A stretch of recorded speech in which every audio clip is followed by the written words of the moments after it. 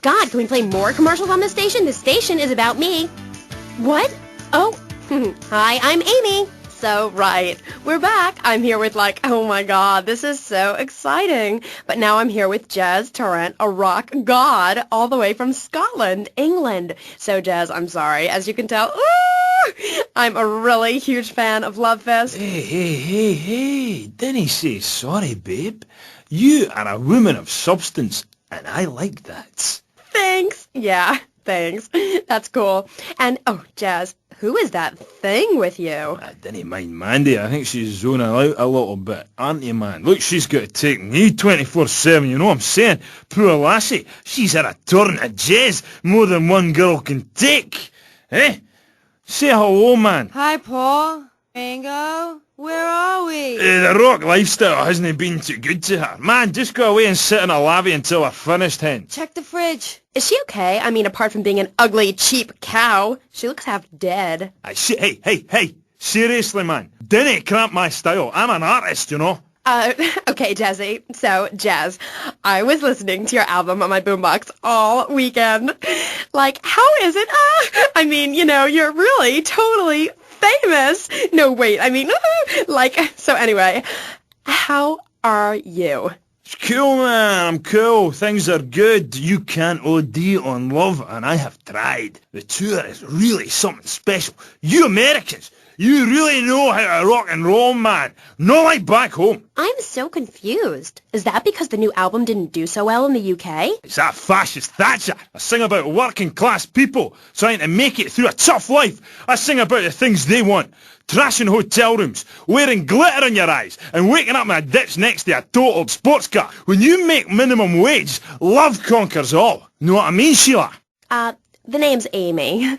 Aye, right, whatever. Like I was saying, man, right? I'm an artist. I ain't in this for the money. If I were, would I be wearing these clothes? It's because the critics don't know. You know? They stand there and they do not know. Have they ever really listened to the lyrics to bury me deep inside? If the music isn't what they want to hear, if the songs ain't the right songs, if things aren't in their space or whatever, right, man, that's my choice. Because, man, I am Love Fist. And the thing is, right, they're not. And if they don't get it, if they're not riding my wave that day, man, well, I ain't gonna go cry puppies just because their dog is teething, As far as these idiots are concerned, I am a man. But I tell you, sweetheart, I've been over to the other side, baby. And man, oh man, it's beautiful. But these idiots, man, they've not been there. Okay, right. This last album wasn't your best-selling, was it? I don't even think it charted in the UK. What is a chart, man? A piece of paper. Bring that to the concert and I'll set it on fire. I ain't no Ronald Reagan or rock, babe. Album charts are a metaphor for human isolation and the breakdown of interaction. And I say it's time to rock. Right, man? Right, Jimmy. That's right, because I say it is. Because, sweetheart... I left the stove on. Oh, man, I am Love Fist, the biggest band in the world. Yeah, but you and Dick and Percy and Willie, you're all Love Fist, the 4 Scottish horsemen of the apocalypse. Fist till morning. Take it on the chin. Zinc deficiency. 4 boys against your face. Great tracks. What memories. And here you say you dedicate the album to the children of the night. Who are they? No, sweetheart, man, babe. Let's get one thing straight here. Hello? Are we recording here? This is for the record, right? Testing. Now listen. Love Fist is Jazz Torrent. I sing the songs, sweetheart. It's my face on the merchandise. If you see us in concert, see 4 men rocking and dancing with tears in their eyes, you will see I am Love Fist. He who pays the piper plays the tune. Oh, I didn't know you had a piper in the band. Love, I was talking metaphorically. I'm a poet. Condensed meaning, enlightenment. We're a family living in Death Valley, but I walk alone. I am on a spiritual journey, and if Percy or Dick or anybody stands in my way, the contract says I walk. I've been dragged back and held down and embarrassed by those guys, but it's part of being in a band, man. Like wearing makeup. Yeah, but wasn't Percy voted Guitarist of the Year by Rap Rock Monthly? Look, I love the whole bit with the fuzzy guitar, but he's overrated, love, right? Without the torrents of abuse, Love Fist would be over, and the new contract reflects that. As an artist, it's really important that I make a lot of money. Right, man? You need to keep you and our friends and your diamonds and that, eh? Yeah, rock on, Keith. Roger, what a trip. Yeah, shut up, you silly tart. Let's take a caller. Hello. Ooh, wait. You're on the line with Love Fist. Hi. Yo, this is Wayne, man. Hey, guys, I'm on the phone with Love Fist. Hold on. Hey, what's up, Jazz? I'm a huge fan. I go to all your concerts. I get crazy. I wear my Love Fist t-shirt every day, even when I'm with my old lady. Hey, I heard there's subliminal messages in your video. Is that true? Listen, seriously, the big hair, the limousines, the girls, the partying, the clubs, the hotel suites, another TV smashed into 1,000 pieces, right? After my unfortunate incident in Cleveland, I told the press, I don't like Mondays. This livens up the day. If you're asking me if we was using backmasking, the music is reversible, but time is not. Do you want me to say, congratulations, you have just discovered the secret message. Dreams are made to be broken. Like so many broken dreams, I want to pick up the pieces together. God, I am so creative, love. Oh, wow. I think I've just wrote a song. Maybe I'll write a song about you, eh? But anyway, like I say, that stuff, it doesn't matter. Not for me. I'm a spiritual person on a journey, right? And nothing will stand in my way, you know? Boy, do I. On the track Satan's Pillows, you sang about how a broken heart can... About how a broken heart can't ever be mended, just broken again. I know. Really powerful stuff. Emotional. I think that song says everything that needs to be said about love, man. When you belong to the night, it's best to take advantage of it. And what takes you up will take you down, man. If everyone remembered that, the world would be okay. Thanks, love. You are a real smart cookie. Thanks, Jazz. Now, do you think it's important that, well, I mean, you're a great-looking guy, even though your girlfriend is a cheap tramp. But do you think it's important that rock and roll bands look good? Or is it about the music? Like I said, I'm a creature with two faces, babe, you know? An angel and a devil. And that means it's really important to look good. Music cannot stand on its own. You need to look good singing it. I'm tired of people saying all we care about is partying and that we can't play. If we couldn't play, people wouldn't come to our concerts. We're not going away, and if we do, it won't be on purpose. Where are we, dear Creek? We're on the radio, love. Stop dragging me down. I told you, if you ride a whirlwind, don't be surprised when the dawn breaks. Anyway, where were we? Ugh, she's really getting on my nerves. Why are you waving your hands at me? Oh, I'm supposed to go to commercial. I'll be right back. Howdy. Welcome to Farewell Ranch. They say the golden years are the best years of your life, but for many seniors, they just stink up the house and make the grandkids feel uncomfortable with unwanted affection. Now, your old people can be earning you money and enjoying the final years of Farewell Ranch. It's a working farm, cattle ranch, and crematorium where the cowboys are all over 75. They'll enjoy rodeos, working in the fields, and tending all the final resting places of their new friends on Sunshine Hill. Farewell Ranch works your loved ones from sun up to sundown, and when your loved ones passes away, we'll send you a presentation package VHS with the spurs and boots they were wearing as they went on to a better world. Our residents sure love it here, right, Norm? Is this WW2? Farewell Ranch, the only way to ride into the sunset. Giggle Cream.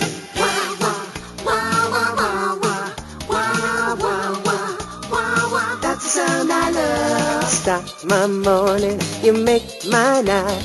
And Giggle Cream with everything, you make life bright. Getting fat and laughing, laughing and getting fat. With Giggle Cream, you get both things, and what's more fun than that?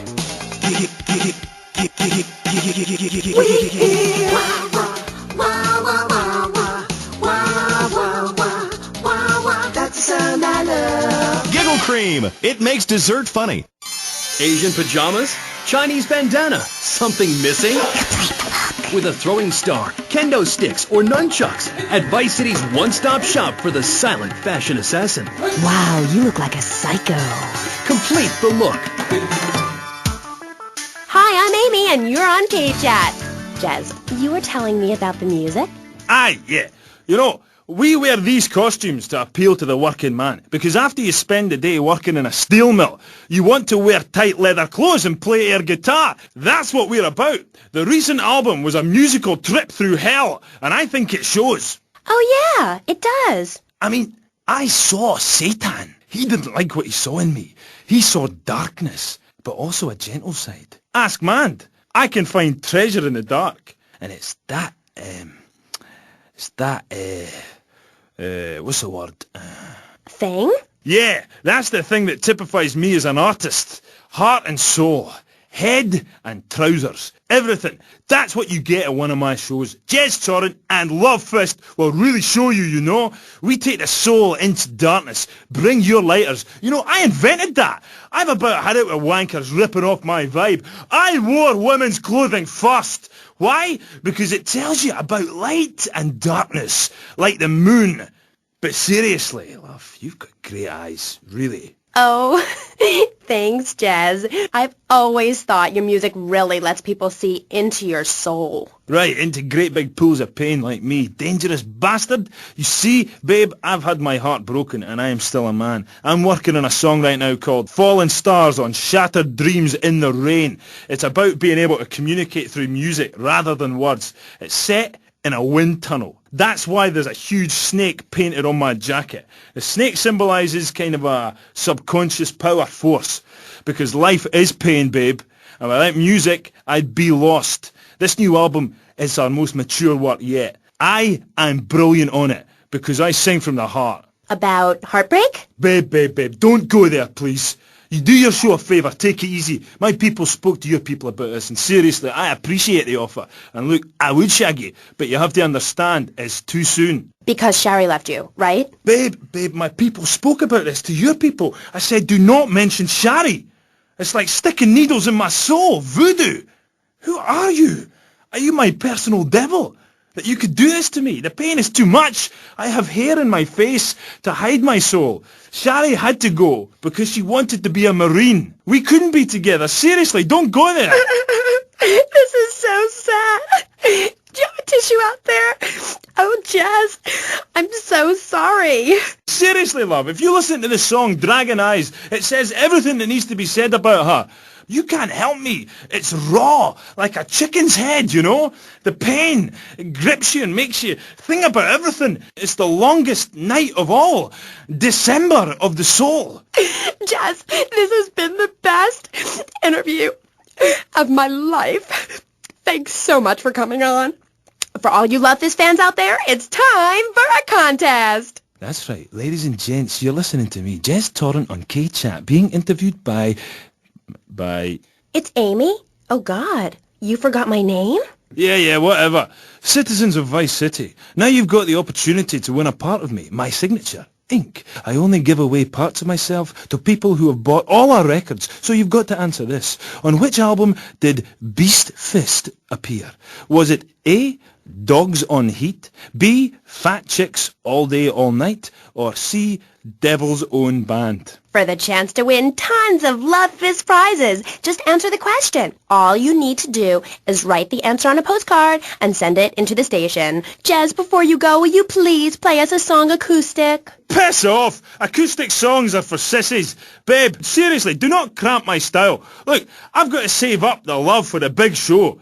Babe, I love you. I really do. Friends for life. Dance into the fire and all that. Always good to meet a fan. Will you look after man for us, will you? Oh, I lost my lighter again. Love Fist! That was the dreamy Jazz Torrent of Love Fist, who are appearing this week in Vice City as part of their world tour. Bring your lighters and a spare pair of panties. I know I will. We'll be right back on K-Chat after these messages. Thanks. What makes a real American? A cowboy hat, enjoying a fine T-bone steak, going to a baseball game, shooting a gun. Maybe it's the freedom to go into a poor country and tell them how to do things. Heh, those are all great qualities. But one thing that makes a true patriot is the ability to choose an American car. When you buy an import, you take a hot meal off a hard-working American's table. There. This poor girl is going to starve to death just because you bought a cheaper, more efficient Maibatsu. Without gross symbols of excess, what will Americans have to look up to? Our great industries are threatened. Cars, pornography, armaments, and they need your help. So the next time you buy a car, a piece of adult literature, or a missile defense system, make sure you do the American thing. Old Max. We go everywhere together. Right, boy? At Pet Stuffers, we know there's nothing like a relationship between a man and his dog. Sometimes you just can't let go. Max, you didn't eat your food. That's the second week in a row. Max? When the unspeakable happens, just put your four-legged friend in the refrigerator or freezer.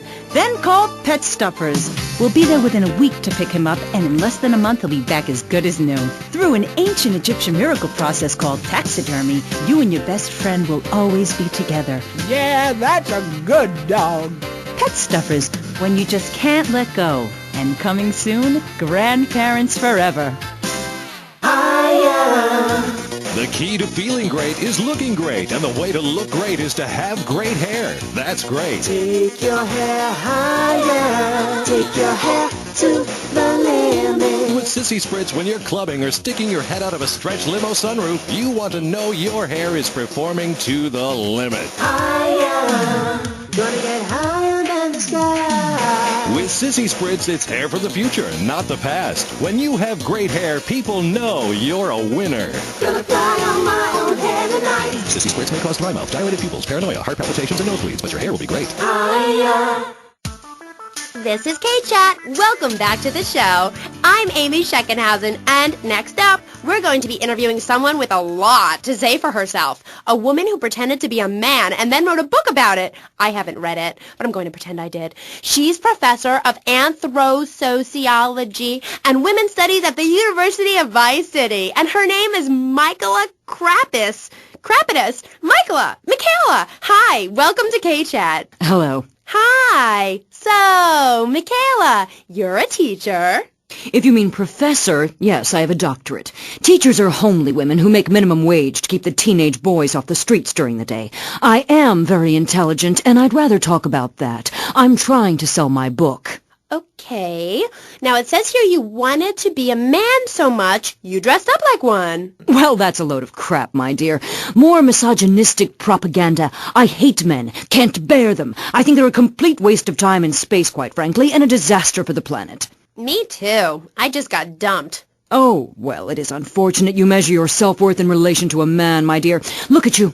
You could be an attractive girl. If you did some physical labor, cut your hair short, grew out your body hair, and wore boots, for example, you mustn't get sucked into their heteropatriarchy. But I like dating. Having someone buy you dinner is great. Well, we'll come back to you and your problems, accepting who you really are. Let's talk about me a bit more. Okay, so tell me about your book. You hate men a lot, and you dressed up like one, and now you've written a book about it, right? More or less. As I said, I'm very intelligent, so I don't expect you to understand, my dear, but I'll try to keep it simple. I've always been fascinated with the world of men. Revolted, of course, but fascinated. Now, as an academic, I can get paid to write a book about pretty much anything, as long as I give it a complicated title. Are you with me, gorgeous? Ooh, I think so. Good. Then hold my hand. It helps me think. No! Okay, sorry. Don't be so weird. God, everywhere I go, just like the university won't let me display my beautiful and sensual woodcuts in the student commons. It makes me so angry! Where was I? You were talking about yourself? Oh, of course. The ego is a dangerous thing, especially in my case. I'm a Jungian. Anyway, so what I did was dress up like a man and enter into the man world. I can tell you it was more horrifying than I imagined. What did you do? Well, the first chapter, I was a roofer. These sexists spend all day on a roof talking about us, Amy. I was expected to sit around and talk about what I had done to women. Of course, I had to, so as not to blow my cover. So what's the name of your book? Yes, as mentioned hitherto, my book has a very, very obtuse title. Being and Singing. From Freud to the building sites, a woman's journey into the male psyche. Huh? What? I'll admit it's not very catchy, but academia is not about getting to the point. It's about exploration. Okay. Wow, I'm learning a lot today. Yeah, so I entered the world of men, in disguise, of course. I was dressed like a man. Okay, and you haven't changed back? What? What did you say? You're still dressed like a man. No, I'm not. These are my normal clothes. Amy, for God's sake, don't fall prey to the patriarchy's evil fashion schemes! Oh, sorry. Anyway, I learned a lot when I was a man. Did you know, for example, that during my time as a steel worker in Pittsburgh, I learned that men sometimes speak crudely about women when they are out of earshot? I was horrified. Or that men regard some women, like you, Amy, as mere sex toys, things for their amusement. Unbelievable! Or that men actually find sports interesting. It's appalling. And they run the world, my pretty. Oh, yes, they run the world. They do? Yeah. Look at Reagan. Look at Thatcher. Look at Gorbachev. While we stay home and bake cookies. Well, screw that, sweetheart. Yes, I agree. Good. Don't bake a cookie. Smash him in the face with a baking tray instead. He's a brainless dolt. He's a man. Did you know men enjoyed looking at pictures of naked women? It's called pornography. It's sick and foul. I'm giving a talk about it this weekend at the Women's Center. That's women with a Y. I think you spelled it wrong. Are you a woman? 3 of the 5 letters that make up your description are M-A-N. You're too dependent on men, Amy. That's why I don't call myself a woman, Amy. Okay. I bet this radio station is owned by a man.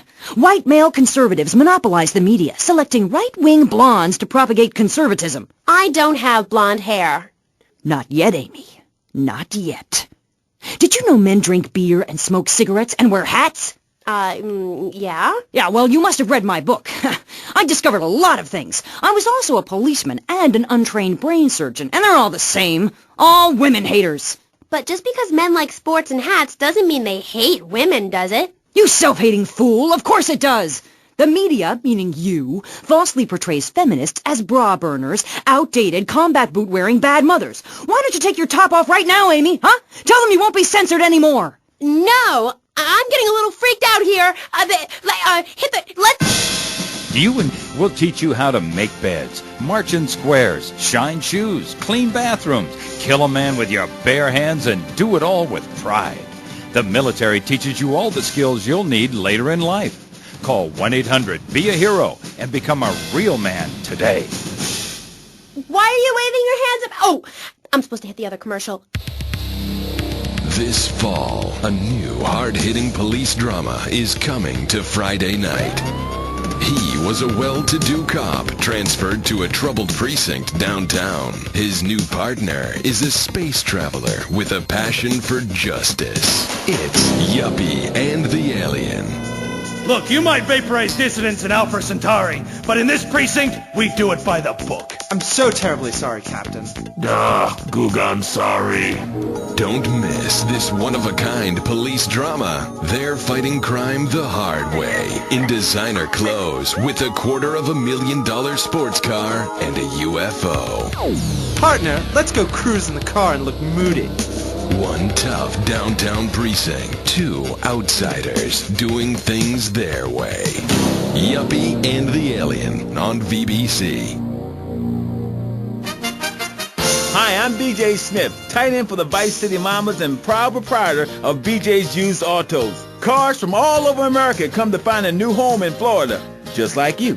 I moved here after the draft. Football, not Vietnam, even though they do have a lot in common. I noticed there was one thing missing from this great town, a celebrity-endorsed used car shop. That's why I founded BJ's Used Autos. Every one of these beauties is freshly painted. They look brand new. We have new models coming in every morning, usually around 2 a.m. We can get you anything. And if you see a car of your dreams, tell us. We can acquire it for you. I've taken the skills I've learned as a pro football player to the used car business. Smash, grab, and run like hell. BJ's Used Autos. I'm tackling low prices with hot cars. If for some reason you'd like to speak to Michaela Craprass, just give her a call on K-Chat. Who's on the line? Michaela, hi. Peace, sister. I'm wearing trousers. I haven't shaved or waxed in 9 months. I left my broken-hearted husband and baby behind. Now I'm living in a commune with a series of life partners, having quite simple, amazing experiences. I got my inspiration from a lecture you gave last year. Thank you so much. You taught me a lot. Yes, good, sweetheart. But ask yourself, are you doing enough?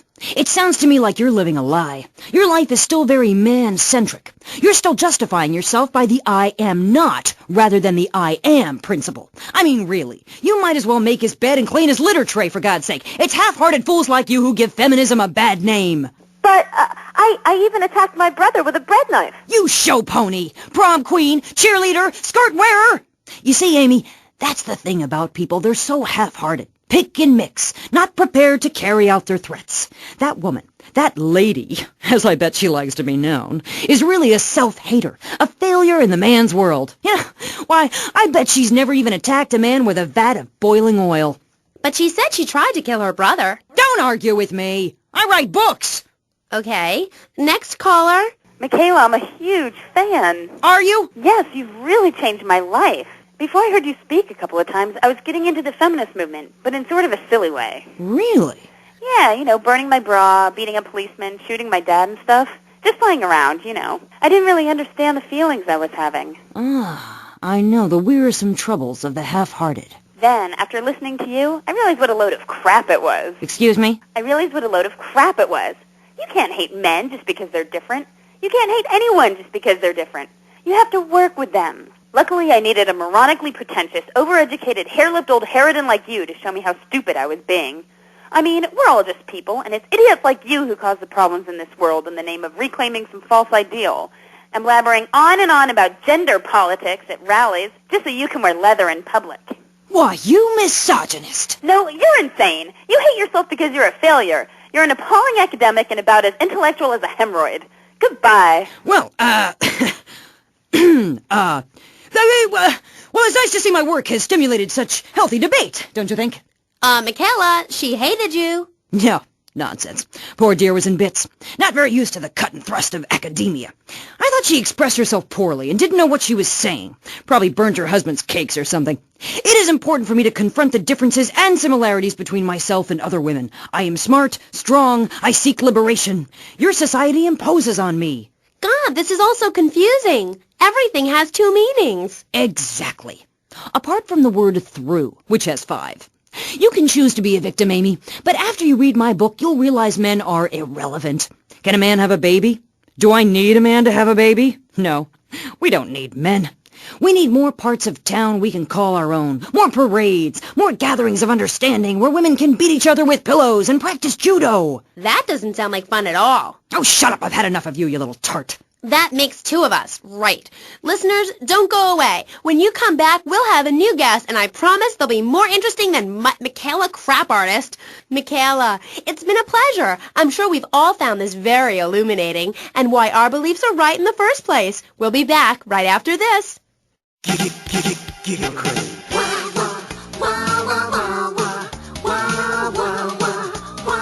That's the sound I love. Love the dairy goodness, propelled with toxic gas.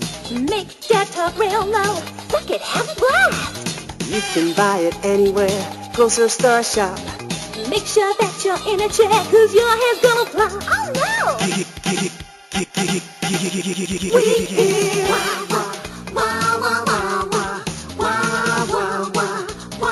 that's the sound I love. Giggle Cream. It makes dessert funny. He was a man of peace, living on a quiet farm in North Dakota. Till one day, all hell broke loose. Tim, we need you. I'm a man of peace. I'm done killing. I want to raise a family. That's just it, Tim. They've got your family. No! Jack Howitzer is Tim in Exploder. From the heart of America to the jungles of Cambodia, follow one man's quest for peace. Gucci Bat, is that you? Tim, I know you come. Just like old days, we kill everybody. Tim, they've got your wife, but I'm not married. You are now to America. He went in to save his country, but found his family and lost a friend. Ho Chi! Tim, don't leave me. You taught me baseball, Tim, and how to rap. No! He would have been a fine American. I'll cry when I'm done killing. Get yourself a body bag, strap yourself in, start making friends the American way. Exploder. Evacuator Part 2. Rated PG. May include patriotic garbage. So, hello everyone and welcome back to K-Chat, Vice City's main place for things. I mean, well, it's a place in Vice City where things go on, like interviews or things. or other things like that. But at the moment, it's interviews, and I'm Amy Scheckenhausen, the best interviewer in Vice City and exclusive to K-Chat. Remember, you only hear Amy on K-Chat. Our next guest is a man on a mission, and that's why he's got such a silly name. His mission is simple. Zoos. His name is Mr. Zoo. G'day, Hi, Mr. Zoo. Hi, the name's Pat Flannery, but I love zoos, I really do. That's why they also call me Mr. Zoo. Okay. And which do you prefer? What, darling? Which name, Mr. Zoo or Pat Flinger Thingy? Oh, I don't mind, babe, whatever you fancy. Fine by me, as long as we talk about animals. I don't give a damn what you call me, as long as it ain't Sheila or something. You're silly, Mr. Zoo. Why would I call you Sheila? I don't know, love. You tell me. Oh, this is getting confusing. It says here your name is Mr. Zoo, and now you're saying your name is Pat Flanagan, and now you're saying it's Sheila?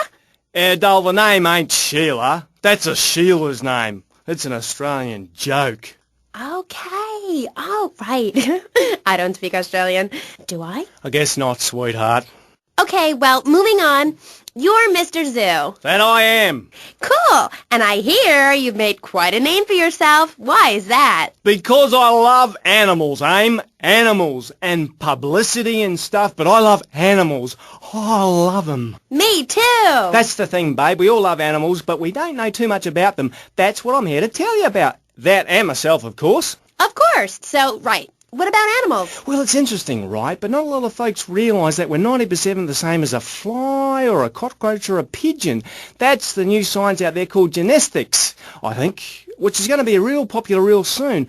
But what it tells us is all animals are pretty much the same from a genetical level. Oh, cool. Damn right it's cool, babe. You know what that means, don't you? No, I haven't got a clue. It means we've all got to start caring for one another like family. Okay, so let me get this straight. Like, my brother is a cockroach, and my dad is a pigeon, and my mom is a fly. Is that right? Well, sort of genetically speaking, but you're bang on, love. And you know what that also means? No. That you could, legally speaking, marry any animal you wanted and have kids. Unless you're married already, babe. You ain't married, are you? No, I just split up from my boyfriend. He didn't like me being on the radio. Whatever. Said I sounded stupid. Well, that's my point, love. I mean, imagine if you'd been out dating a wolf or a cute little deer. He'd protect you and stuff, urinate to keep out intruders, but he wouldn't mind you being on the radio. Wouldn't mind a bit. Why not? Wolves and deers have no concept of jealousy at someone else's success. That's the genetic variation between Homo erectus and spider monkeys. Jealousy and fur and stuff. Oh. Oh, indeed, sweet thighs. Oh, indeed. Would you like Mr. Zoo to tell you something else? Yeah? Everything you learned in school is a lie, babe. A lie. Take parology, for instance. You were told sharks are dangerous, right? Yes. Cobblers, babe. They're frightened of you. They ain't gonna hurt you. Have you ever tried cuddling a shark, getting down and dirty with one, relaxing it a little? No. Well, I have, and I'll tell you, it's very rewarding, babe? Very rewarding indeed. Really? Yeah, abso-bloody-lutely, love. Once you've calmed it down with a little rubbing, it's like a swimming puppy, real affectionate and stuff. Okay, I'll try that. You should, love, you really should. Let me tell you something else. Go on, go on. Well, this is something for the guys out there, really. You know, with a girl, right, you ain't got a clue. I mean, a female human, when she's on heat, right, and ready to mate, looks identical to a female human when she ain't on heat, and would throw a drink over your face if you grab her behind and start trying anything intimate. You can't tell the difference. I know that only too well. But take a forker monkey from the jungles of the Philippines. When she's on heat, her behind sticks up and glows bright red and she makes a sound a bit like this. And any fool or dingbat can tell she's ripe and ready for action. Certainly clears up any confusion. Yeah, I guess it does. Or a female black widow spider. Now, they eat their mates after the deed, as they say is done. Ooh. Yeah, I know.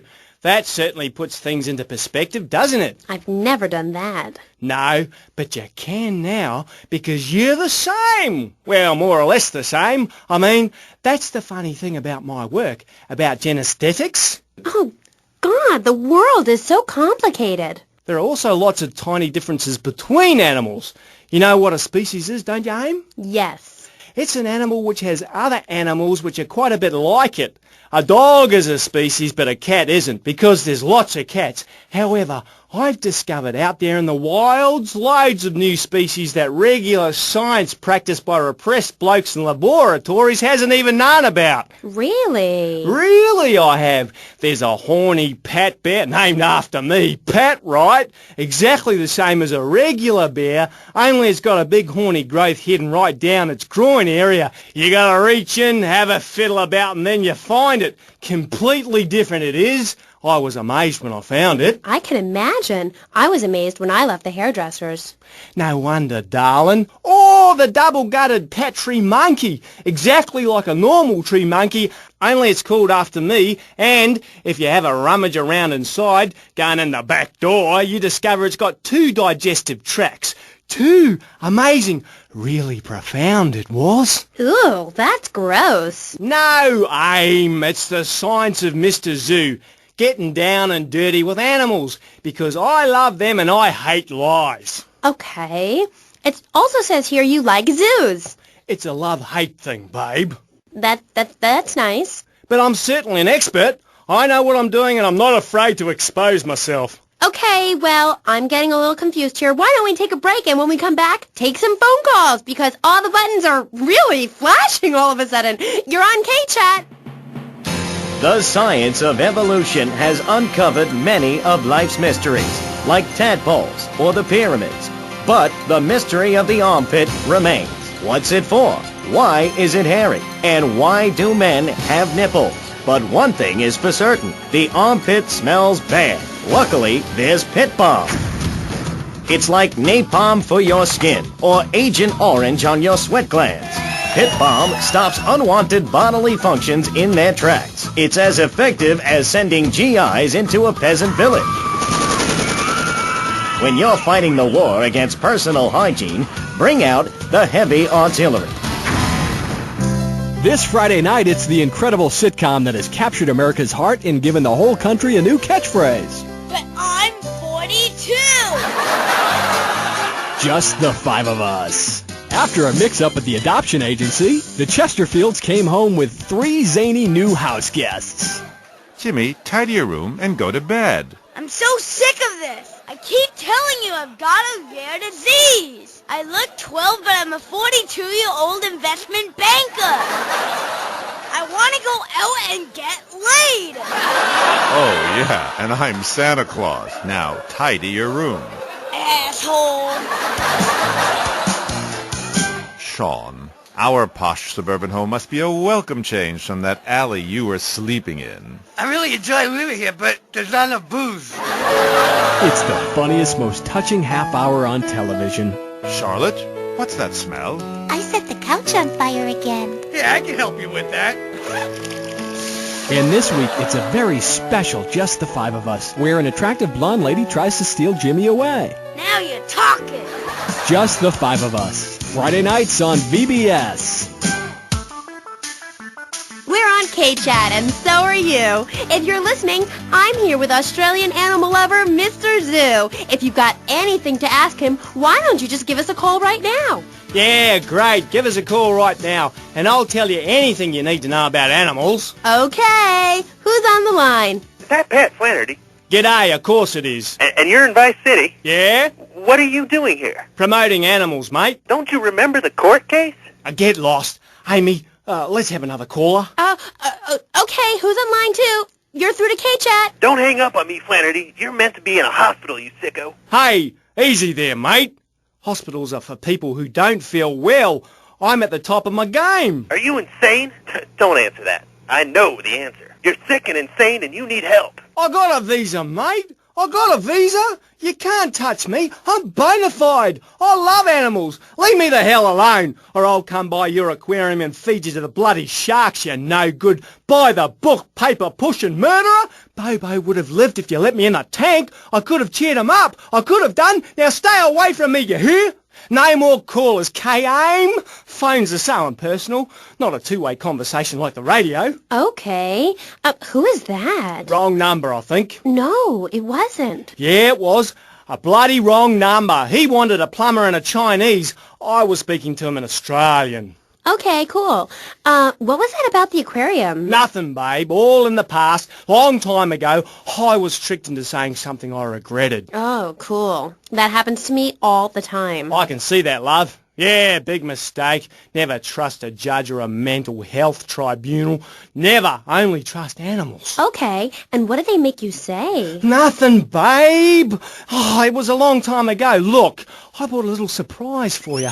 It's a little female plague rat. See how relaxed she is with me? I got special powers. She's a lot like a little Joey kangaroo in a lot of ways. You know what I mean, love? What did they make you say? I've also brought a menacing trouser snake. Would you like to see it? Look at this. It's a little frog in my pocket. Calm as you like, not even awake. Oh, he's died. Anyway, in this pocket, I've got a baby dwarf giraffe I birthed this morning. See, she's still covered in fluid from her mum's womb. Wow, isn't that fabulous? Ooh, that's grody. What did they make you say at the mental health judge? Nothing, babe. Nothing at all. Long time ago. It was a bad period in my life. I wasn't sleeping. I was heartbroken like a platypus. Do you know a platypus only gets a bill after its mate breaks its heart by sleeping with its brother? I know all about that. I was crying my eyes out for weeks on all kinds of pills for my nerves, couldn't move, couldn't talk. I was cooing like a dove. Please, darling, let's move on. Do you want me to talk to a parrot? Now I'm really curious. What did they make you say? I love you. You do? I never knew. They made me say I love you. Oh, I made my boyfriend say it, and he slept with my best friend. I think we're bonding now. No, we ain't bonding, you half-wit. We're miles apart. I hate you. They made me say I love you to Bobo. Who was Bobo? Bobo was the most beautiful creature that was ever on the earth, ever at all. Really beautiful. Who is she? He. Okay, he. He was a dolphin, and I loved him, and I knew him properly. You people could never understand. It's natural. We were identical from a genetagorical perspective. And Bobo was really unhappy, putting on a show every day like a circus animal. They thought they caught me doing something, but they never did, eh? They never did. We were only cuddling. How can people take that the wrong way? Babe, they took me away and they locked me up. Then Bobo died of a broken heart. He did? That's awful. But, ooh, just a second, you sick bastard. Security!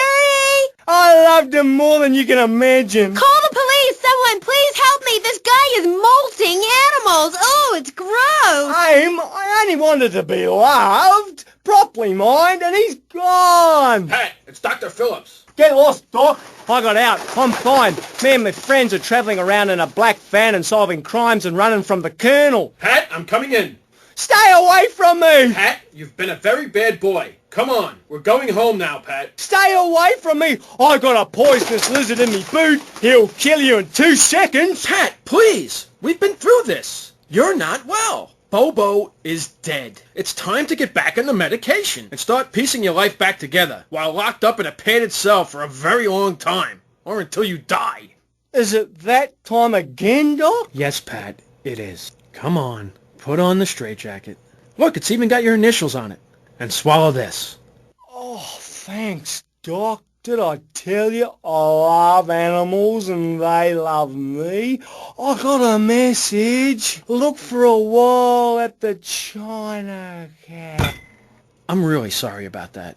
Pat is a very, very sick man. We rarely let the dangerously ill out into society. And when we do, it's not always fatal. Okay, great.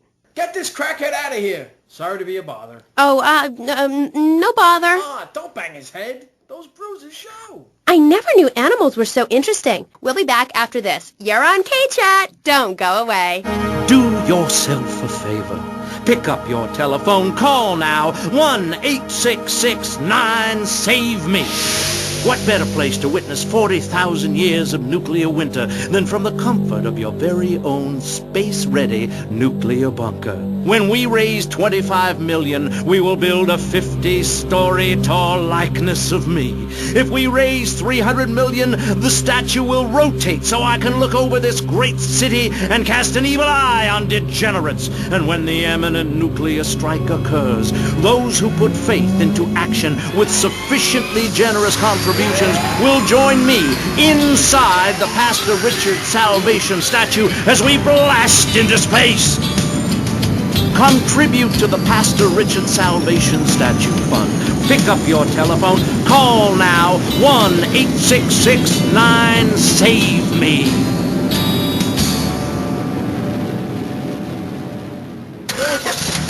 Knights of the road, here's your stallion. The car for freedom. The car for hot excitement. The car for a man who is alone against the elements. The Waibatsu Thunder. The pride is back. It's the power of a compact. Looks small, but it's so big. Fuel injected. Inject me. My Batsu Thunder. On the toll road of life, you have to pay to prove you can. Live the emotion of an individual. The awesome power of nature distilled into one vehicle.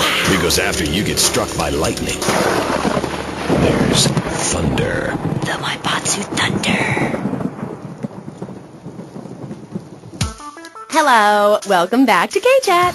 I'm a woman, so I know it's important to discuss feelings. That's why we don't have any male hosts on this station. People open up more to women. I was telling my girlfriend yesterday, if a woman were president, we'd nuke a country every 28 days. In these times of trouble, of international scary things that cause anxiety, people seek soul ice. Or is that solace? Oh my God. Some visit lady friends, others go to a bar, and a strange few talk to rocks. My next guest is the author of this book, I'm Lovin' the Coven. She sits on the board of the Vice City Renaissance Committee, Gethsemane. Gethsemane. Welcome to the show. Hello, Amy. I brought you a crystal. Isn't it gorgeous? I guess so, if you're into shiny glass. I prefer lacy gloves. Amy, for many thousands of years, my people have been using crystals and gemstones to heal the sick. Take the crystal, and then, when the night is enchanted, and the candles have been blown out, and the wind sings through the branches of the eucalyptus, hold up your arms and sing, all dewy, my sky-sailing pregnant moon, the goddess. Pregnant moon? What are you talking about, Gethsemane? Gethsemane. Sorry, whatever. Do you even have a last name? My compost coven named me Gethsemane Starhawk Moonraker. Trust me, Amy, I'm quite accustomed to people persecuting us. It's been going on for thousands of years. Native Americans, they studied crystals. The ancient Chinese, Belgians, Superman, they all studied crystals. So why do you view it as so weird? Grab your crystal, hold it tight, and close your eyes. You will be transported back 35,000 years when the temperature of Europe began to drop. The tundra was teeming with animal life, and small groups of hunters followed the free-running reindeer. And there, under the magnolia tree, a woman breastfeeding a baby elk. Do you see it? It's nature. Ew, gross. You're one of those filthy hippies that thinks breastfeeding in public is okay? Well, it's not. There are bottles and milk at the store. Don't act like a cow. You really remind me of someone, by the way. See, Amy, you're putting the blinders of society on. We're all the same. I remind you of yourself, of every man and woman. No, not of them. They're trying to outlaw nature. If I'm in the park and a nice gentleman comes along, I should be able to breastfeed him. Pretty soon, everything natural will become illegal. It's really depressing. If I died right now, would I get buried by a female priestess in a cave, surrounded by my favorite tools and ornaments? No! There was a time when children were taught about their bodies, about the goddess lady of the mammoths, about the importance of the spiral dance clutching a bison horn under the crescent moon. At the Bead and Rob shop where I work, we have classes that teach the importance of eating wild plant shellfish and understanding ancient crop circles. Oh, I love lobster. Have you ever tried talking to one? Energy flows from everything, even a tractor. My mother, the moon, taught me how to trace ley lines with your bare feet in the dirt. Listen, you're very weird, and you smell like patchouli and compost, and I think you might have a shot at a boyfriend if you shaved and got some gel in your hair and put some clothes that fit or something. I mean, please. Did Joan of Arc shave? I was given this fascinating pamphlet called Caucasian Female Body Hair in American Culture. Amy, I love you like my sister, but honey, you've fallen prey to a sustained marketing assault that began in 1502 to convince women that underarm and leg hair was wrong. There's nothing more natural than this enormous bush I've got growing under each arm. Having hair is natural. What's the deal with Anglo-Saxons? I mean, go to England. The women there don't shave their underarms. It's really quite attractive. You just need to focus your eyes to look for healthy signs and not the signs of socialized barbarism, like shaving or wearing deodorant or birthing in a hospital, rather than the open air like a wolf cub. Remember Brother Romulus and Noble Remus? Wolf-raised. I find this really interesting. Not really, but I say this because I'm told to. I'll be back on K-Chat after these messages from our sponsors. Howdy, partner. It's 4:30 in the morning here at Farewell Ranch, and it's time to get up and work the old cows. Get up, y'all! At Farewell Ranch, old people don't sit around stagnating, watching game shows and talking about the good old days, sinking into the grave in a urine-soaked mess. At Farewell Ranch, they sweat and toil until the breaking point and keep that miserable contemplation of mortality at bay. Hell, at steering time, we'll work Grandpa so hard he'll wish he was dead. At the end of the day, he'll sit down in the bluegrass, eat a bowl of commemorative beans, and enjoy sing-alongs at one of our nightly funerals. It's the cowboy's code. Work hard, don't shower, and die in your boots. Right, Norm? My prostate. Farewell Ranch, the only way to ride into the sunset.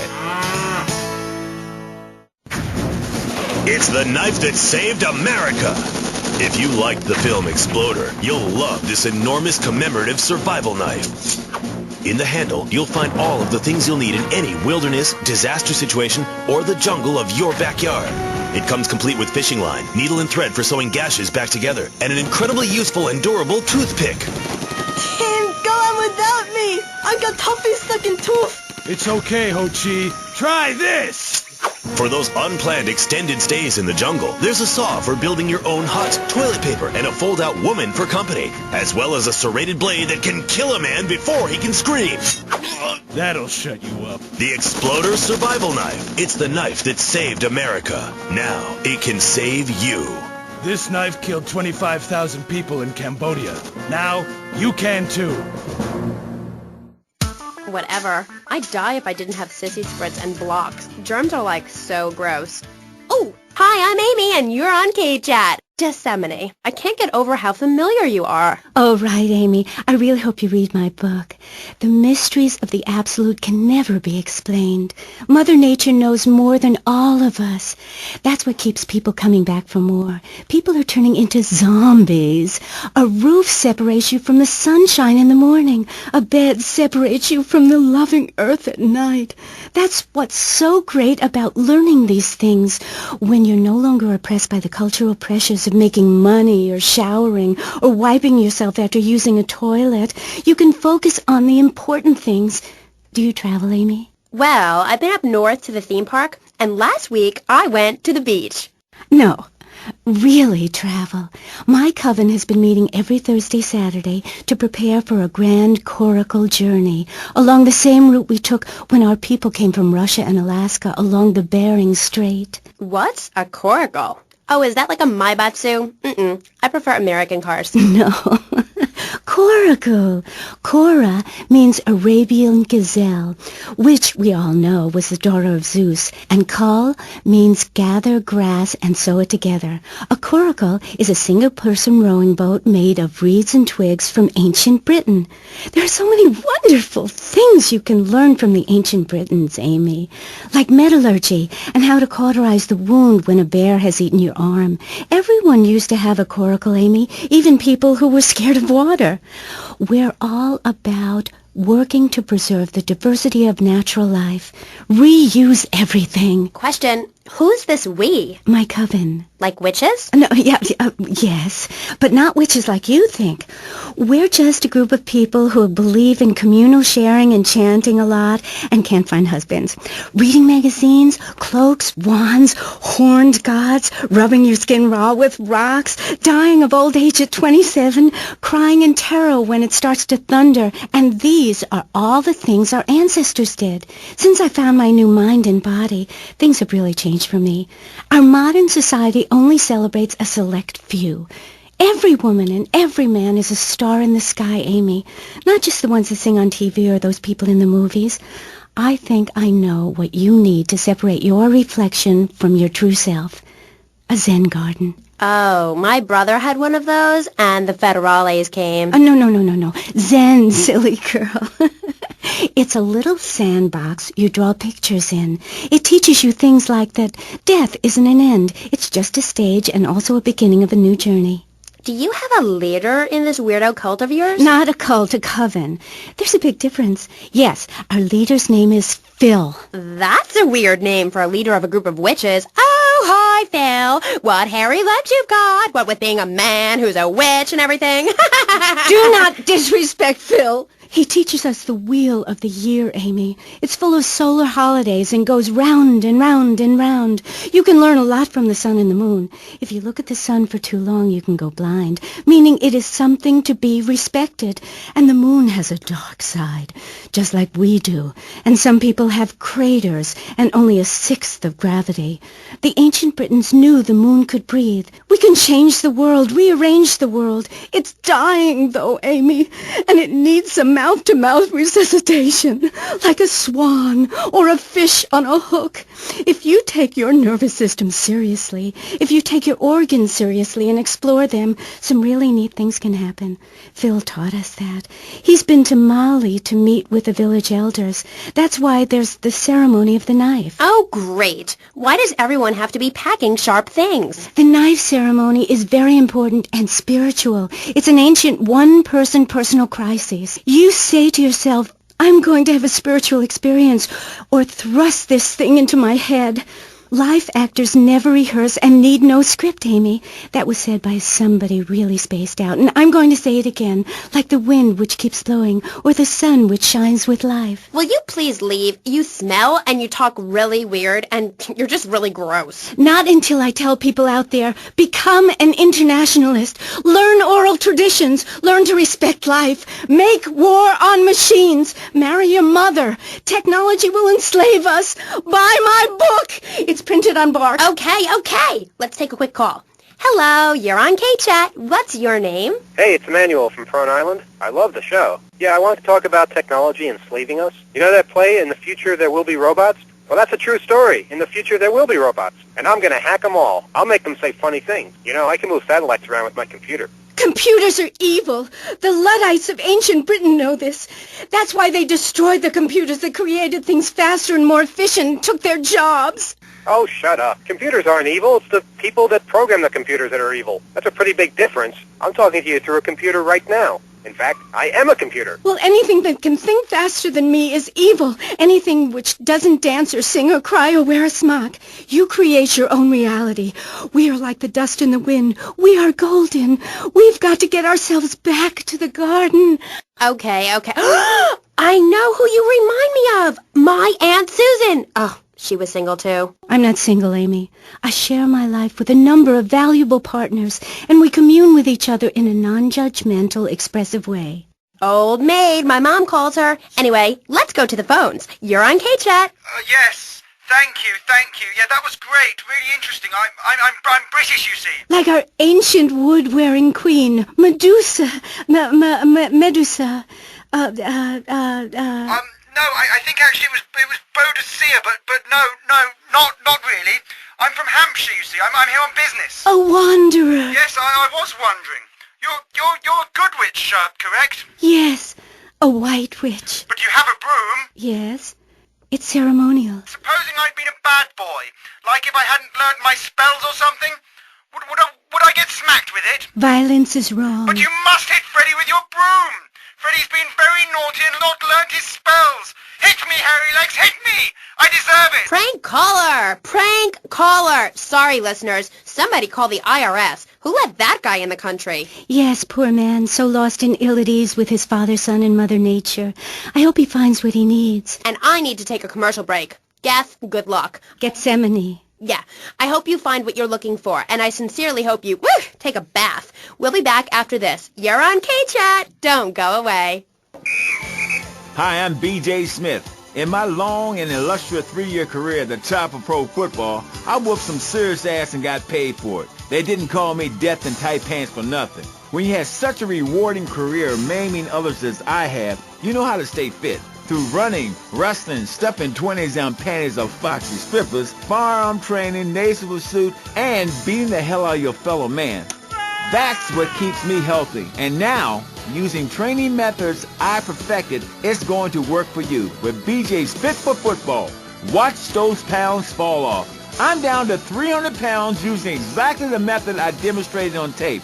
I mean, who are you going to trust to get you fit? A man who can rip your arm off and beat you with the wet end? Or some aerobics instructor who wouldn't get drafted by the local hopscotch team? Hell no. BJ's Fit for Football. Out now on Beta and VHS. Remember, to win a game of football or life, you have to annihilate everything in your path in a blind race. Ever since Linda started working, our kids are home alone. We tried hiring a nanny, but she wanted health insurance. Yeah, right. That's when we got Domestobot. He's great with the kids. Mrs. Lawrence, Tommy has some skin magazines under the bed. And he helps us, too. Would you like your drink freshened? He's a great conversation piece at our special parties. Please put your car keys in the hat and the fun will begin. It's like having a personalized alarm clock. I brought you a drink. Ah, it's 8 in the morning. I made it a double. Oh, Domestobot. Domestobot. He's 3 foot high. He only says 10 phrases. He's the friend you've always dreamed of. Order Domestobot today. So, welcome back and all that stuff. You're on K-Chat with me, Amy Scheckenhausen, on Vice City Station for the stars, including me. And boys, have I got a treat for you. Next up is a living legend, a man who won the World Series single-handed, known to his fans as Death in Tight Pants, and known to his enemies as, oh my God, I just got flattened by a truck. How is that fair? It's sports legend B.J. Smith. So, B.J., welcome. Thanks. It's a real pleasure to be here. Oh, I know. But one thing, sweetheart, I never won the World Series. That's baseball. I played football. Yes, but it's all the same, isn't it? Football and baseball aren't the same. And one of them, you get bored during a 5-hour game. You touch yourself a lot and start a massive brawl with players who are degenerates, egomaniacs, and criminals. The other's football. Yes, but it's all the same. No, Amy, it isn't. Anyone can hit a home run. In baseball, you stand around the field, dividing your salary by 162, waiting for some action. Talk to a guy who just played an hour of football. He's been in the trenches getting Agent Orange sports drink poured all over his head to keep him from taking an innocent life. One is a game for men. The other is a game for pansies who like wearing button-down shirts. They call baseball a national pastime. If that means making $1 million by standing around all day, count me out. I'll work for my money. Yeah, BJ, just like me, I can tell you. Yo, baby, it's cool. I just want you to know what I did. I do. Jeez, get over yourself. You must have a testosterone imbalance like all those jocks who shower with other men. You can't tell me you don't look at other people's business. Baby, I played professional sports for 14 years, including high school, and I'm making a comeback.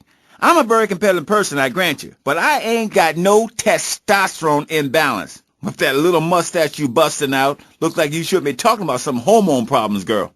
Excuse me? What did you say? Oh, nothing.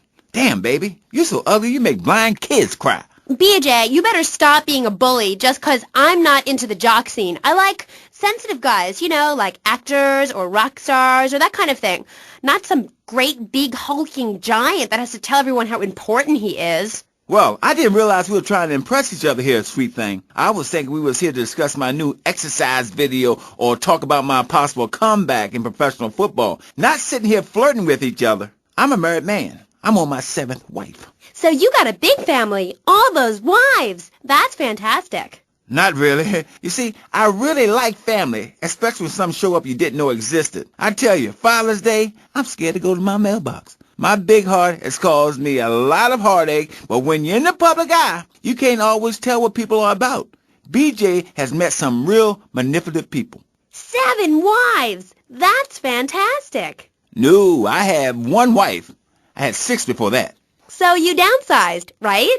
Yeah, something like that. If you want to win in life, you have to change players. You can't play on the same team all the time. So, oh my God, isn't this getting intimate, BJ? I feel like we are really connecting. Yeah, I like to connect with you. Other men may fumble, but I go into the trenches like a Doberman. That's actually part of my video. What are you talking about? Well, as you know, running the ball is like making romance. And one day when I was going for a touchdown, if you know what I'm saying, I had a great idea. You see all these fitness videos on television? It's always that idiot fool in leotards prancing about, giving it the skinny thing. And I say, what is this? I mean, what in the world is this? These people ain't fit. They ain't got a clue. When you're fit, you know it. If you come into the locker room, you know I is fit for football, able to wrestle and pounce and hurt somebody for an hour straight. That's what people need. If someone comes to jack your ride, are you going to bust a aerobic move? Hell no. But when you know how to grab another man by the face mask and twist him around and so he tears ligaments in his back and never play again, I mean, that's some real useful everyday stuff. And I should know. I invented it. You know, I just don't want to talk about football anymore. Well, take dating or washing the car. What good is a leotard when you're washing the car? But put a man in a helmet and a cup, and he can wash the car in dignity. That's fighting fit for football. It's really a very simple program. The best way to get your body fit is to have total disregard for your body. Every now and then you wake up and come out of concussion and say, damn, I look good. BJ, you talk funny. We'll be back on K-Chat right after these messages. Are you tired of your couches getting ruined? Oh, Grandpa. I made tinkles again. If you've got old people cluttering up your home, why not send them to Musty Pines? We'll help bring back dignity, and we promise it will be the best 3 months of their lives. They'll enjoy bingo, complaining, mumbling incoherently, skinny dipping, and organ donation. And once a month, it's our famous Lucky Dip medication switching night.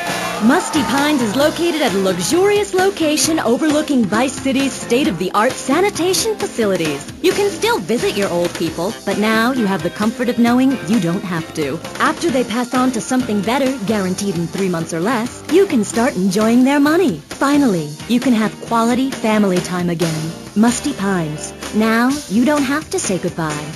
Drive-through service also available. He was just the boy next door. Hi, well, hello there, Danny. I didn't know it was hockey season. Hey, can I borrow a knife? A deadly curse, a deranged killer, a small town in tears. Knife After Dark, rated R for retarded. Ew, that's gross, BJ. Stop hitting on me. Hi, I'm Amy, and you're on K-Chat. So, what do you need to do for BJ's fit for football? Well, Angela, anybody can do it. What you need is a real expensive gym, a team of trainers, medical practitioners, dietitians, a baying crowd, and an opponent who wants you dead. Dead in the dirt. I mean, a nasty, blood-sucking leech of a man who will destroy you if you don't destroy him first. A man you like set animals on. He's the enemy, and you sit in your foxhole till it's time just right, and then you pounce, baby, like a kitty cat on catnip. I'll sack a man, power drive him hard, again and again, because the idiot comes my way. I'll nail him every time. This video sounds like a lot of fun. Fun? Fun? You think it's fun when grown men cry in mortal agony, when you're so scared of what you're going to do to a man you step outside yourself like an astral projection and police go Kent State on you and people are crying and bleeding and pouncing each other in the face, and that's just in the locker room before the game. That's your idea of fun? Yeah, I guess. Yeah, mine too. That's why I'm making a comeback. I've been retired 2 years, and I'm telling you, selling cars or appearing in soft drink commercials is not fun compared to having 50,000 low IQ morons in Green Bay or Tampa or Liberty City or whatever screaming how they want you dead just because you're playing for the Mambas. That's actualizing the self. Wow, that sounds interesting. Tell me about it. I am doing. I'm fin to...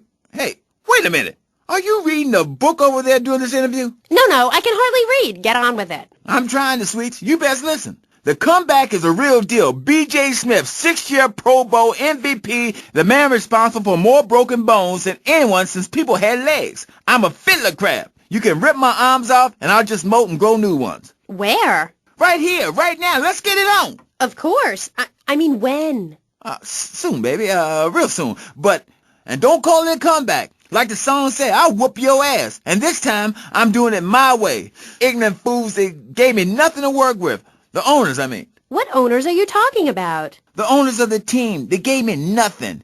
They're the reason my marriage failed. I worked my ass off all those years sweating blood and puking my soul out, and they treat me like a tractor. Roll me around, treat me no better than the dogs. The guys that got hurt, they never saw a penny out of those monsters. That's just like Jade. Who's Jade? She a fox? My friend. She's a goth. She got sacked for wearing makeup and an I Hate Life t-shirt to work and never saw a penny. She like, football stars? She teaches kindergarten. Professionally. You know, I know a lot of players who need to go back to school after they finish playing. It's a tough life and you lose something. What did you lose? Hope, diction, something. It's brutal out there. That's just like Jade. Those kids are evil little brats. Listen, are you going to talk about your freaking friends who dress like a funeral? I thought we were here to talk about B.J. B.J. Smith, and I feel alive. I mean really alive.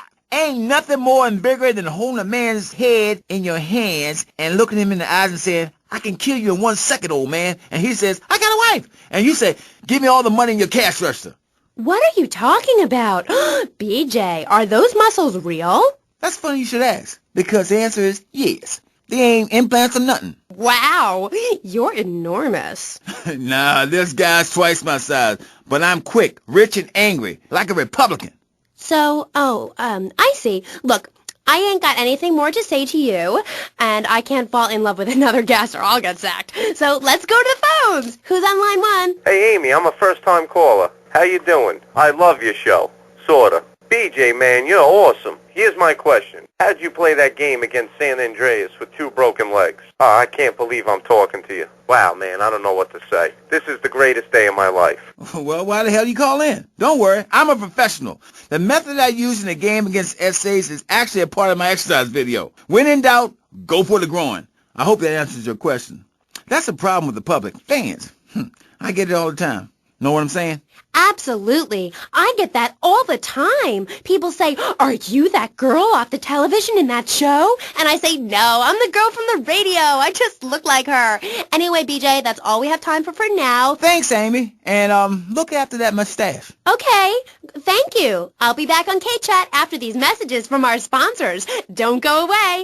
Are you tired of Dad? Dad, no one wants to hear your stupid Vietnam stories. Are you tired of Mom? Hi, Angel. Do you want to read a book or go outside? No! The arcade comes to your living room, only without the creepy guys offering to show you puppies. Awesome! The Degenitron. You can play video games just like you were in the arcade. Excellent! The Degenitron gaming system plays 3 exciting games, including Defender of the Faith, where you save the green dots with your fantastic flying red square. Cool! Monkey's Paradise, where you swing from green dot to green dot with your red square monkey. That's rad! And Penetrator, where you smash the green dots deep inside the mysterious red square. Wow! The Degenitron brings arcade realism to your living room. It can even take quarters, and a strange, sweaty man comes by to empty the machine on Fridays. Degenitron, fighting the evil of boredom. I'll never go to school again! Do you have dry mouth? I sure do. It protects your teeth, fights infection, and lubricates your food. But what happens when you run out of saliva? Tells me I can't talk. For personal dryness upstairs, it's Salivex. Wow, I can spit again. Salivex is more than saliva in a can. Salivex improves consumption efficiency by 50%. No more halfway cures like coating your throat with cooking oil to have that extra piece of cake or bowl of kitty litter. After a night out, my tongue tasted like carpet. It was embarrassing. Now with Salivex, I can eat a whole box of crackers or lick my life partner's stamp collection all night. It's like having a salivation army in my mouth. Now I can suck a lollipop for as long as I want. Salivex tastes like your own saliva. That's because at Salivex's state-of-the-art production facilities, we use salivation philanthropists who make Salivex all day. Salivex, when it comes to personal dryness upstairs, we're deadly serious. Welcome back to K-Chat. My next guest is the star of the hit show, Just the Five of Us, where he appears as the rich father of a family of misfits. But more recently, he's working on the controversial theater piece, In the Future, There Will Be Robots. Claude Maginot, welcome to the show. Thanks, Amy. However, you have mispronounced my name. It's Madge, which rhymes with badge. As in duh, and no as in more than you. Maginot. Anyway, thank you for having me on the show. It's always a pleasure to discuss my art. Yes, you're so funny. Now, Claude, you're an interesting man, if you don't mind me saying so myself. Because on the one hand, you're on the funniest show in the whole wide world, Just the Five of Us, and on the other, you do those weird theater dance shows which aren't funny. Yes, thank you, technical school dropout. I'm sure sitting here talking all day is terribly difficult. Juilliard is not. In the Future There Will Be Robots is not a funny piece. It deals with the most important issues in the world today. Love, pain, suffering, skin-tight pants, and well-stretched groin muscles. But see, music has no name, Amy. It's about depth and texture and sense of community that emerges from the struggle going on within all of us, between man and machine, between the angel and the beast. It's as if Petrushka and Leonard Bernstein were in a ferocious dance competition with switchblades. That is passion, my dear. Okay. So it's a bit like Just the Five of Us. What a show! I love Jimmy. He's so cute, even though he looks so young. I'd rather not talk about my complications working with him. I'm a performer. I express myself any way I can, while I'd never attempt to describe Just the Five of Us as anything other than worshipless pap. I need to support my serious art. It's like stealing a boombox to do live interpretive dance. If I bring joy to people's hearts doing an interpretation of a tree in the park, who is harmed? There is a value I derive from art, as a man, as a creator, and that is this. Never overestimate the dreadfulness of the mass market, the degrading excess of the culture, or the horrors that we all have within it. Great, yeah, me too. But, as Mr. Chesterfield, you're so funny. What is it you say? Not in my house. That gets me every time, especially after the drunken tramp you adopted has wet himself. Oh, say it for me, please. As they say in France, matrice. Please. Not in my house. Please. I came on your fine show to discuss art, not people that whore themselves out on the altar of commercial success, dancing like a puppet alongside a genetic freak, although I do that too. Okay, Moody. So what do you want to talk about? Oh, I don't know. My performance at the Hollywood Bowl, perhaps. There are some that attend the concert inside. I am the concert outside myself. In the parking lot where we build bonfires and dance. It comes back to the seriousness of my purpose. At a young age, I held puppet shows on the corner that had people weeping and lying down in the streets. It's about movement, about encouraging ordinary, working-class people that there is something enervating about a modern dance performance. That seeing in the future there will be robots will change your life, no matter what your life's like now. Kind of like getting a new haircut. Yes, exactly. No, nothing like a new haircut, you half-wit. This is movement.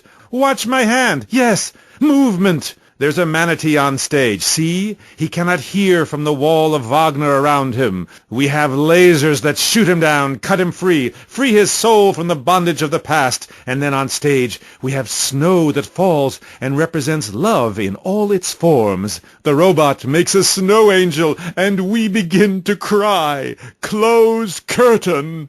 Okay.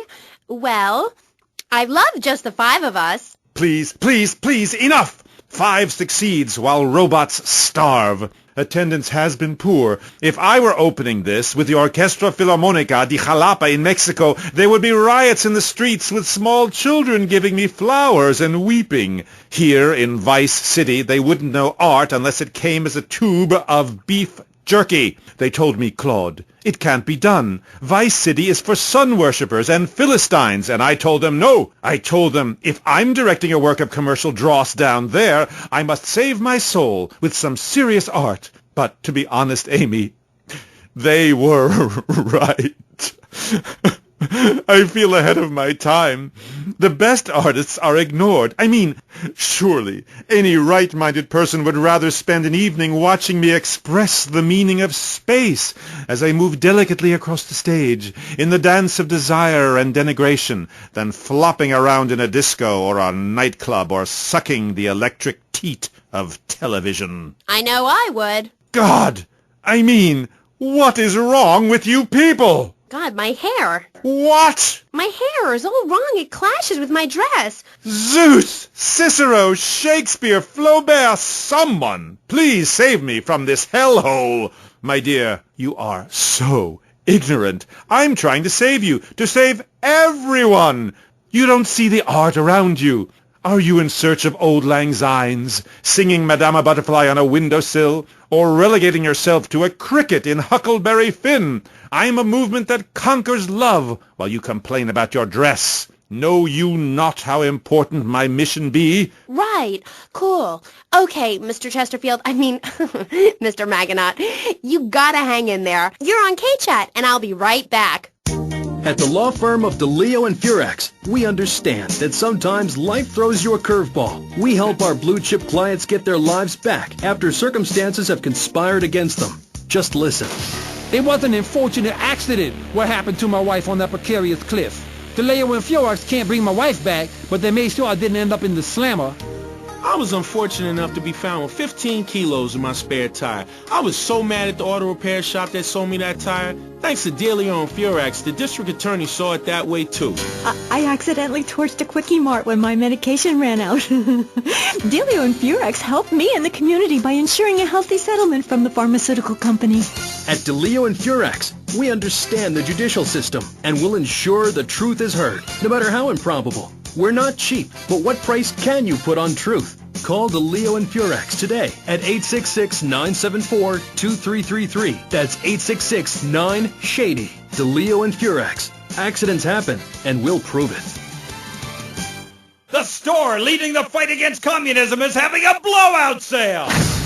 Ammunition has a wide array of peacemakers. Come by Ammunition on Militia Mondays, exercise your Second Amendment rights, and get 10% off all armor-piercing bullets. We're the only gun store that lets you try it before you buy it. Need anti-tank missiles? We've got them. Flamethrowers? Oh, yeah. No credit? No problem. No money down. 90 days, same as cash. Shoot now, pay later.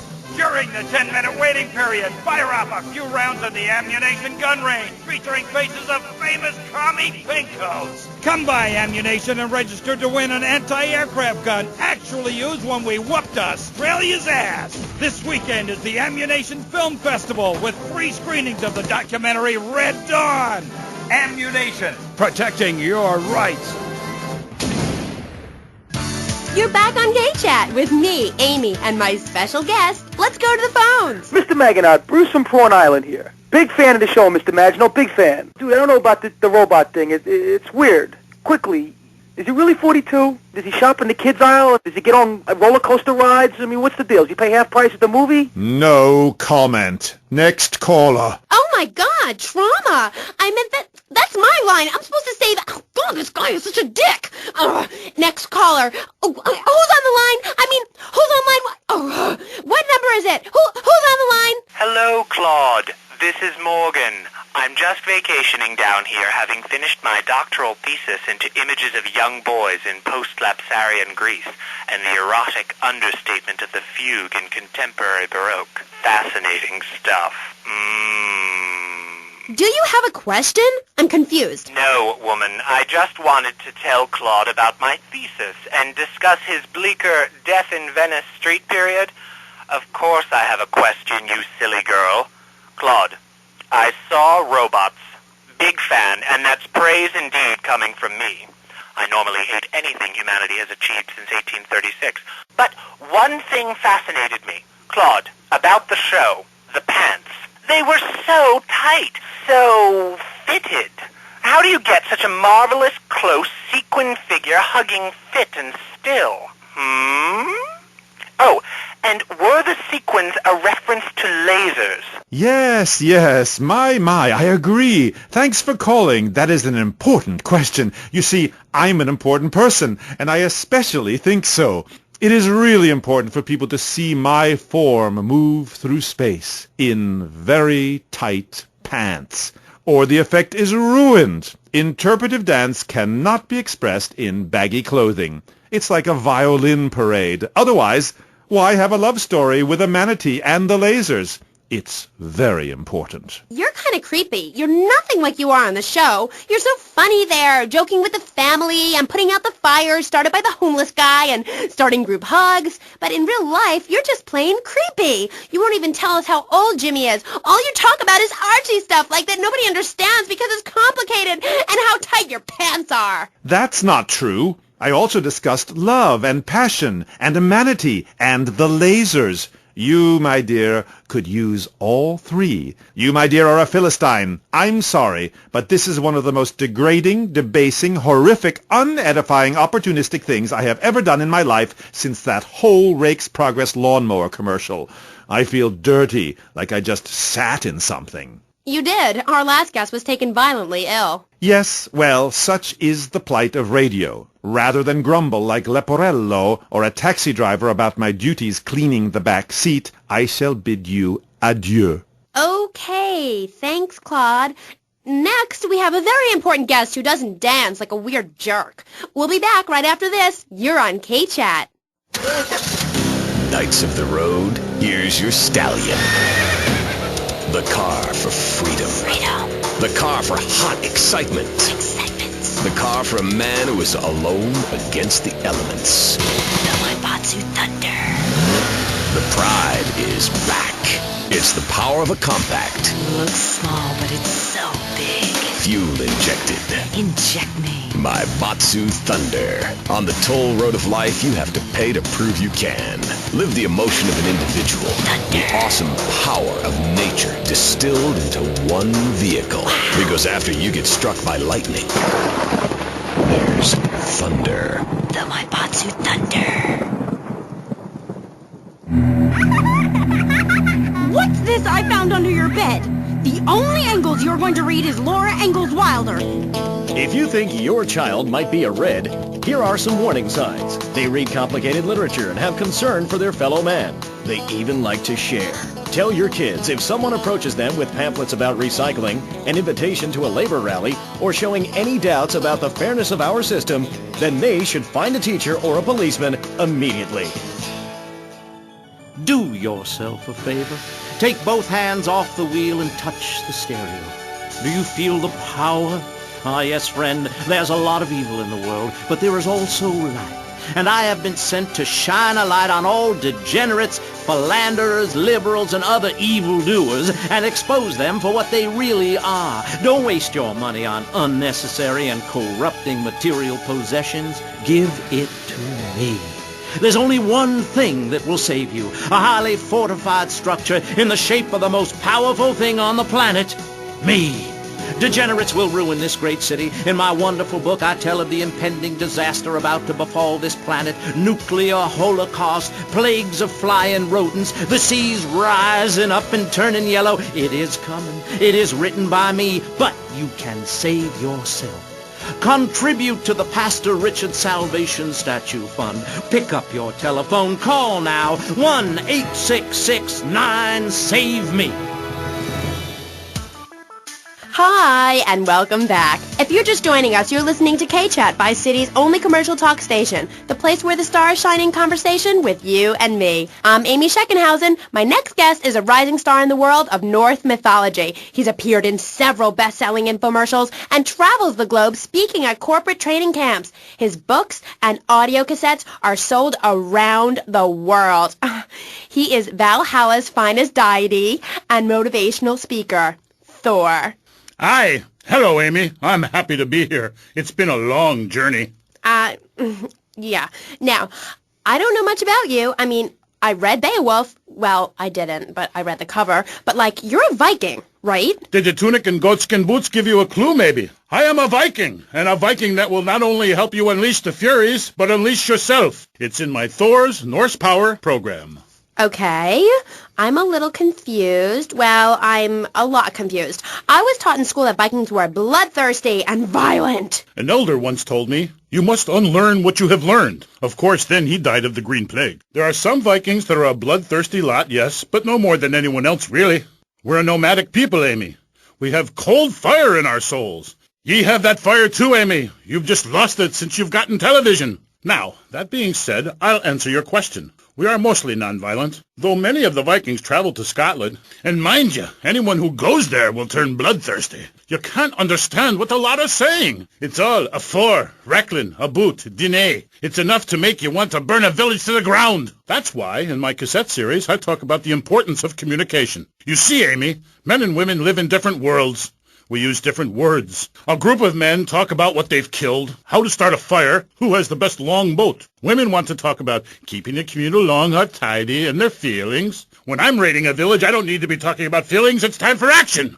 Great. So is that all there is to being a Viking? Pillaging? No, lass, no. Pillaging and battle are important, but we admire poetry as well, as long as it's poems about whacking someone in with a double-handed battle axe. What's holding you back, Amy? In Chapter 3 of my book, I talk about listening to the bloodthirsty water spirit. It's really quite important if you want to enter Valhalla.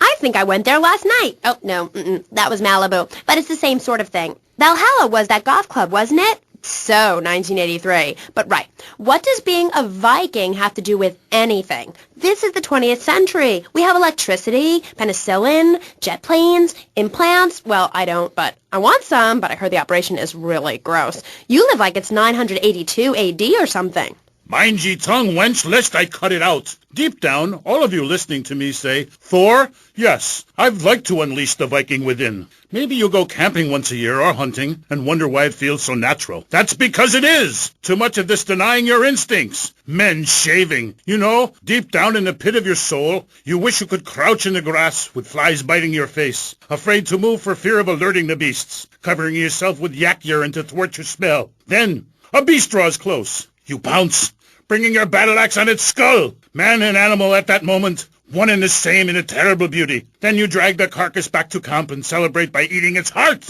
Some people, they only do this once in a lifetime. I do this every day, and so can you. All it takes is some positive thinking. Just attend my Unleash the Norse Within weekend. When you are finished, you will say, I am a god. Nobody can stop me. I crush my enemies and dance on their funeral pyres. This is very helpful for living in suburbia, Amy, and I should know.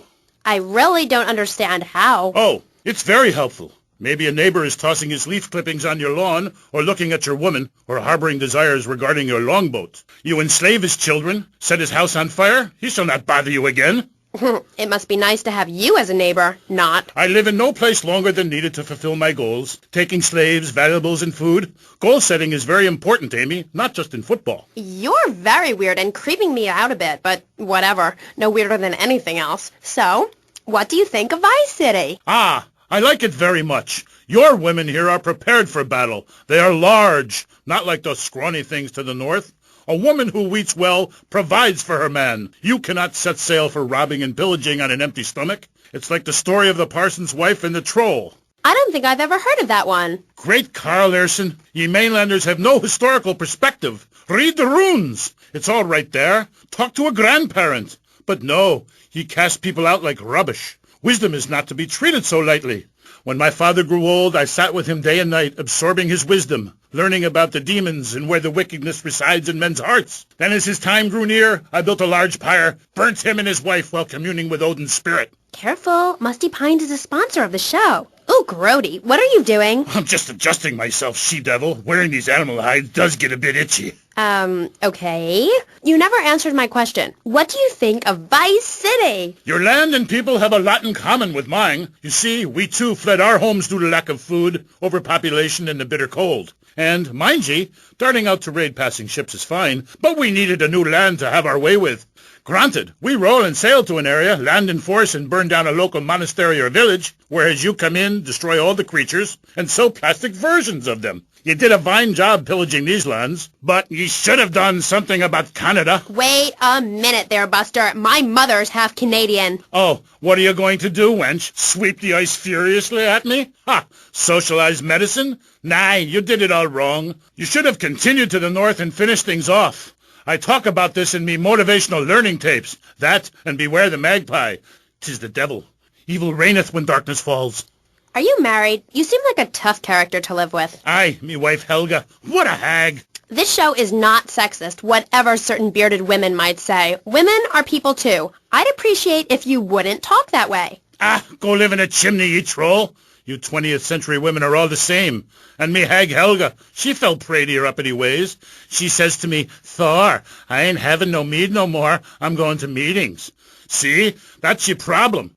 Soon as you sort something out, you have to go preaching from the rooftops to everyone else how to live, not pillage nor plunder no more, but live in boxes. Then she says, Thor, I'm getting me stomach stapled. I look fat, and now fitteth 2 yak skins, where previously 'twas only 1. I say, wench, don't come crying to me when we're in a longboat crossing the straits for 2 moons, and you're all skin and bones. A man needs something to grab onto. Aye, ain't her fault. A cursed pixie goblin got her. Pixie goblin? What kind of weird ancient nonsense are you talking about? Now, Thor, I've got to ask you, how old are you? I am as old as the fjords, as young as a newborn lamb. Are you shy about your age? Just lie about it, like my mom. Thor is never shy. Thor is mighty. Thor is a god. And where are you from? From the beginning of the flat earth, where the sun meets the sky. Oh, right. By the beach. Great. Let's take a commercial break. We'll be right back with Thor. He's a real Viking. Yeah, right, whatever. Hello, I am Fernando Martinez. I think by now you know I am an emotional kind of guy. People stop me in the street and say, Fernando, what the hell is wrong with me? Silk shirt, hairy chest, enough aftershave to drown a household pet, but I still cannot get a woman. I tell them you are an ignorant fool. Without a symbol of power and fertility around your neck, what kind of woman is going to respect you? That is why I have teamed up with Medallion Man, the shop for medallion needs. Medallion Man caters to all levels of masculinity. For the strong, silent type, a medallion the size of a hubcap will say everything that needs to be said. Even singing medallions for the Casanova, who knows music is the food of love. Model trains, dollhouses, diapers, whatever your interest, we've got a medallion for you. Don't forget, every woman knows if you can't support a medallion, you can't support a family. We have some sad news for you. Rock and roll is dead and pop is in! Why not discover the excitement of the science of music yourself at Synth & Son, the home of keyboards? Thanks to the science of music, you don't need musical talent to make great music. Just listen. I created that just by pressing a button. Synthesizers are the new wave. Why work hard on difficult compositions when a machine can make music better than you've ever dreamed of? You'll be the hit of the party. It's perfect for in-restaurant entertainment, cover bands, and funerals. Make fugues funky and death marches danceable. It's the science of music at Synth & Son. Remember, you don't know you're a musician until you try. We're back on K-Chat with me, Amy, and my guest is Thor, Viking warrior and elf help guru. Do you have a last name? Oh, whatever. Anyway, what were we talking about? We were talking about the wisdom of the ancients. There are many hurdles in life, Amy. I remember one of the first bits of fan mail I got. It came by bottle in the sea. A man of Lollard Island said, "A tiny woman came to our farm and swept in front of our door. A woodland troll has carried off my woman in the dead of night. Give me wisdom, Thor." So, what did you tell him? Aye, Amy, it was obvious the Black Plague had visited his home. As sure as you can't be a midwife to a fairy, expect wisdom from a fool, or find a good meal downtown on a Saturday night. Okay. I really have nothing to ask you because I really don't think we're bonding quite right here. I'm more than a little confused. Let's go to the phones. You're on K-Chat with Thor. Yes, hello, Thor. My name's Jay. I'm a huge fan, man. Your book really helped me get through puberty. Everyone else was into vampires and stuff. I just got into the Viking thing. It's pretty cool. It's been working pretty well for me. Anyway, my girlfriend and I, we fight all the time. She's always calling to check up on me. It really totally sucks. It's a drag. Like, I hang out at the strip mall with all my boys, and she shows up. Is there any advice you can give me? Ah, yes. There was a man who asked for a night's lodging at a certain farm on the eve of Maundy Thursday, or maybe it was Fat Tuesday. Anyway, in the course of the night, the old woman of the house took out a horn of salve and smeared herself with it from head to toe. She then climbed on top of the stove, sat astride a sweeping broom, and began to... Hello? Excuse me, what the hell are you talking about? Reading from the runes, wench. What kind of rune is that? Aye, it's a man's rune, and not appropriate for the warrior under 18 years old. But there's a moral at the end. Are you still there, Fair Jay? Yeah, I'm still here. Do you love this woman? Yeah, I think so. She's really special. Especially in the back seat, if you know what I mean, Thor. Then behead her, and parade thy love around on a stick for the world to admire. Wow, cool. Thanks, Thor. Okay, I'd like to throw you out, but you've got an enormous sword and, yeah, let's take another call. But first, listeners, Vice City, remember, don't behead your girlfriend and take her head around on a stick. Hello, you're on K-Chat with Thor. Hey, brother, my name is TJ. Your book is fresh, real fresh. Like, it's been a real inspiration and all that. It's most definitely on me and my crew's vibe. And that Loki brother, he's as slick as Salivex. You know what I mean, Trooper? In fact, me and my boys have started a Thor fan club. You know what I'm rapping? We're on your vibe, man. Aye, a Thor fan club. This pleases Thor very much. I shall speak of myself in the third person from now on. Yeah, I wasn't really into school all that much. But I hear you, Thor. So anyway, we have this fan club, right? And instead of naming it something like the Vice Lords of Valhalla, we gave it like a modern name, keeping things firmly in the 80s, you know? The Bloods. Ain't that off the wall, man? We follow your teachings to the letter, sir. Especially how you go around smiting fools with that wild, mad hammer of yours and getting people to know exactly what time it is. You hear? Have you a magic hammer? Nah, T. We don't have any olden types around here to strap us with superfly hardware like yours, but we do have Mac 10s, Tech 9s, Tray 8s, Street Sweepers, and all that. Are you still on my vibe, brother? Aye, I like the sound of this. Methinks I want to join your group. Do you pillage proper? Hell yeah. We do it like a Viking. You ought to come party with us. We'll even make you an honorary blood. Word. Ah, indiscriminate pillaging. This is, as we say, the school of old. When I am done with the wench, we shall meet. Till then, beware the frost giant, TJ, and the serpent with two tongues. Yeah, okay, whatever. Yo, brother, where'd you land that funky fresh silver helmet of yours? Those wings on the side are wicked, money. Stop calling me a wench. I have much to teach you, wench Amy, only if you would listen. For many centuries people have asked questions. Why is my fatted calf gone after the gypsy woman appeared? Are there trolls living in my chimney? Aye, sure, I can tell ye the story of the 12 children on a platter, or the midsummer snow, and the spirit hatched from a cock's egg. But in the end, Amy, you need a spirit journey. A wandering spirit demands a wandering body. Take a long boat. Pack only what you can carry. Head toward the moon at high tide. Okay, thanks for the advice. And with that revelation, I'm going to have to change topics. That was Thor, Viking Warrior. Coming up next, we have another guest. We'll be back right after this. How do you like to enjoy a Rusty Brown's ring donut? I like to lick lovingly around the outside and then thrust my tongue in the middle. I like to munch it vigorously. I just love the batter all over my face. On Friday nights, I just can't stop eating Rusty Brown's ring donuts. Oh my God, it's so good. Sometimes I like to wear women's panties and walk around 5th Street. When you go downtown, make sure you enjoy Rusty Brown's ring donuts. Hi, I'm Jeremy Robar, entrepreneur, VIP, and founder of the revolutionary program, Think Your Way to Success. It's a 3-step program that's been changing lives and my income for the last 2 years. 5 years ago, I was a nobody, just like you. After my Think Your Way to Success program, I spend the entire weekend in my jacuzzi or engaging in the exciting sport of domino toppling. Hey, if you can think it, you can do it. One of my award-winning courses is sure to be perfect for you.